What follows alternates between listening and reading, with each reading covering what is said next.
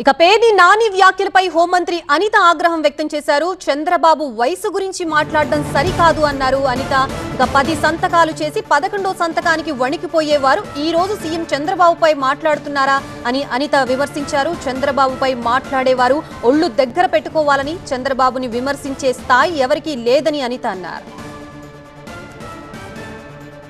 ఆదర్శంగా ఉండాలి అన్నది పోయి ఏదో ఏమీ లేనాకు ఎగిరెగిరి పడుతుందట, అన్నీ ఉన్నా కనివని ఉంటుందట.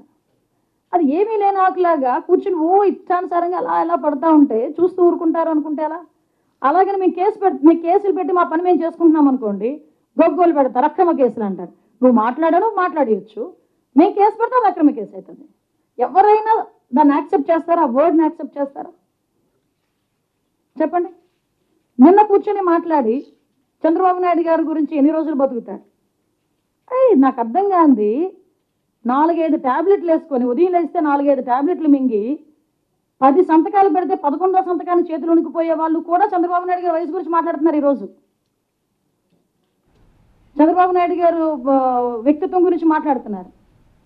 చంద్రబాబు నాయుడు గారి లాగా నుంచొని ఒకే సబ్జెక్టు గురించి సబ్జెక్టుతో పాటు అవతల వాళ్ళకి మోటివేట్ చేసే విధంగా 2 hours నుంచి మాట్లాడమనండి ఎవరినైనా.